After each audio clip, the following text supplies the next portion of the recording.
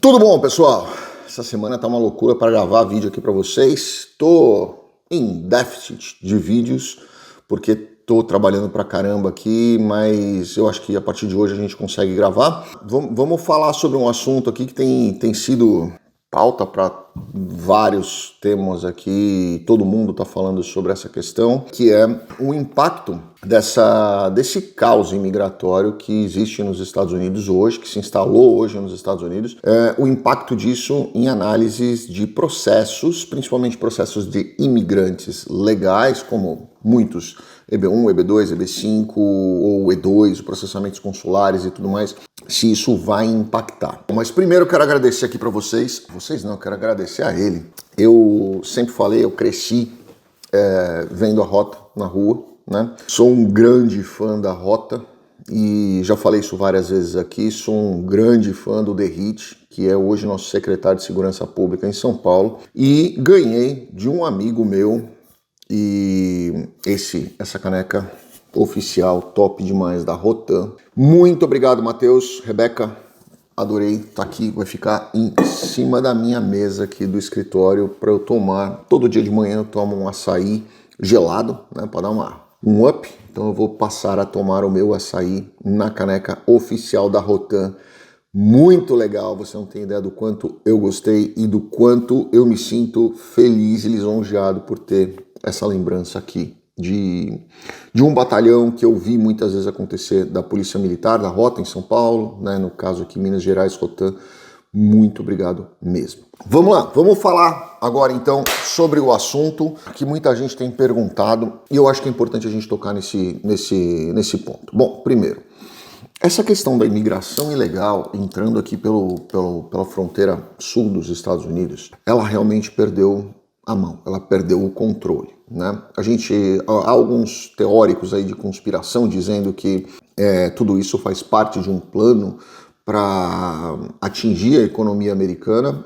Eu acho que é exatamente o contrário, né? Se alguém pensou nesse plano, pensou errado, porque a entrada de ilegais aqui, como eu até falei numa entrevista que eu dei agora ontem para a rádio e anteontem para a televisão, eu enxergo de uma forma totalmente contrária do que esses teóricos de conspiração colocam, porque quando você tem um imigrante legal, é muito difícil você tirar essa pessoa de dentro do país caso o mercado flutue, né? Olha, agora precisamos de mão de obra interessante para aquecer o mercado, deixa entrar. Ah não, agora não precisamos mais, manda embora, né?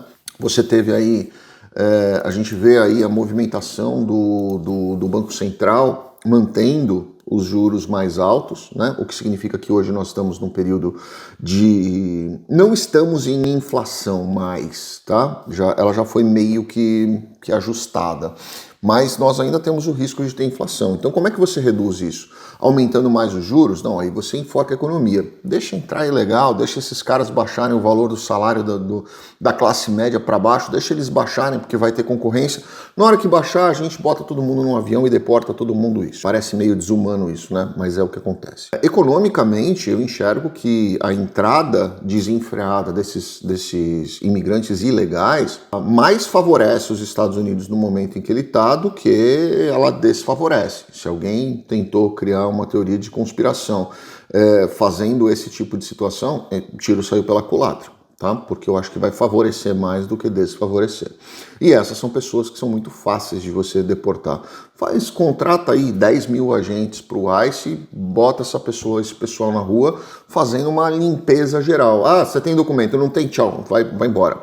E é muito fácil você tirar essas pessoas. E não é tão fácil você tirar pessoas que tenham um visto, que tenham um green card, que tenham uma cidadania americana ou coisas assim. Eu já não acredito nessa questão da teoria da conspiração. Se isso vai impactar processos legais? Bom, sim e não, né? Eu tenho certeza que muita gente vai fazer vídeo me criticando, porque o que eu vou dizer agora não é de interesse comercial, principalmente dos advogados, de empresas que vendem visto como se fosse linha de produção e tudo mais, o que eu sou totalmente contra.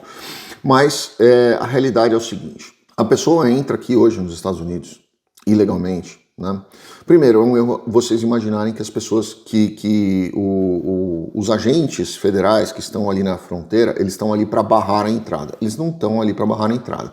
Eles estão ali para processar a entrada das pessoas. Aí eles vão pegar aquelas pessoas e vão entregar ou para o ICE ou para alguma outra instituição governamental ou não governamental que vai cuidar daquele imigrante indocumentado, tá? Mas não, quem acha que os agentes ali estão ali para barrar a entrada, eles não estão ali para barrar a entrada, eles estão ali para processar quem está entrando. Processar de fazer um processamento, não de fazer um processo. Então essa pessoa acaba entrando e ela entra aí e pede um processo de asilo, que virou água com farinha aqui nos Estados Unidos, né? Qualquer lugar você vê processo de asilo.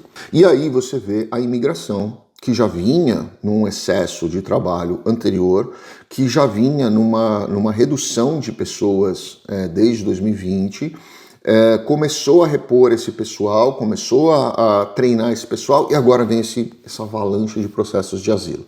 Então o que acontece? Essas pessoas acabam demorando mais para fazer uma análise de um processo que deveria ter sido analisado muito mais rápido, né? Mas isso quer dizer que eles vão negar mais pessoas por causa dos ilegais? Não, eu acho que não. Eu acho exatamente o contrário. Eu acho que eles vão ter mais critérios para analisar processos, critérios positivos para analisar processos de pessoas que estão fazendo legalmente. Eles estão com excesso de trabalho? Sim. Pode ser que demore um pouco mais? Sim, talvez. Nem sempre.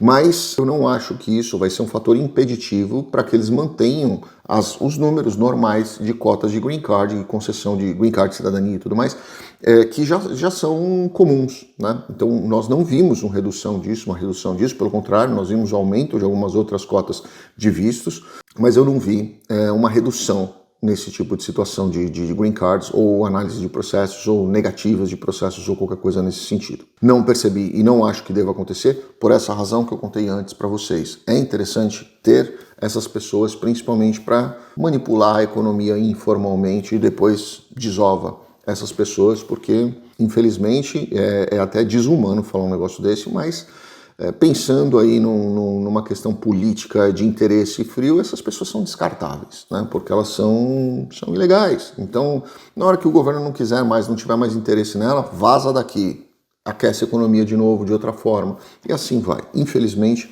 é assim que funciona. Se nós vamos ter uma redução de processamento de processos de imigrantes ou consulares, não, consulares de jeito nenhum, jamais, esquece, não vai impactar nada consular. Dentro da imigração, a gente percebe que às vezes, em alguns casos, há uma demora um pouco maior do que era antes, tá? Não sou contra a imigração legal, mas sou totalmente contra a imigração ilegal, porque eu não estou olhando só a questão da economia, eu estou olhando a questão do ser humano que está atravessando ali, criando expectativas, da pessoa que vai viver aqui dentro dessa loucura de insegurança, do risco de deportação. Hoje é um governo, amanhã pode ser outro, se Deus quiser será, e muita coisa pode mudar, né? Então eu acho que isso, olhando por esse lado humano da situação, é bem complicado, mas olhando pela questão de economia, eu não acho que seja um caos como às vezes as pessoas tentam vender.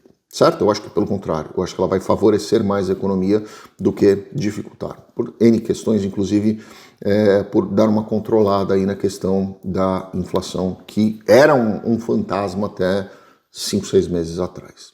Certo?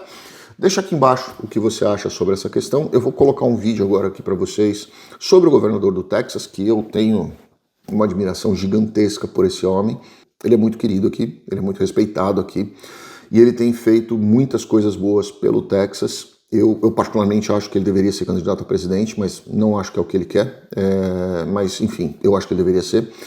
E ele fez uma proposta, né? Inclusive está para a votação essa proposta e deve ser aprovada, porque ele tem um grande apoio nessa questão, que é tornando crime entrar ilegalmente no Texas, seja via border, ou seja, um indocumentado que entre no Texas, tá, de alguma forma, ou esteja no Texas, ele vai tornar crime ajudar essas pessoas, transportar essas pessoas, dar comida para essas pessoas de qualquer forma, e ele vai considerar isso como tráfico humano, né? Então, e a pena prevista, vocês vão ver ele falando aqui, de 10 anos, pelo menos 10 anos de cadeia e depois deportação.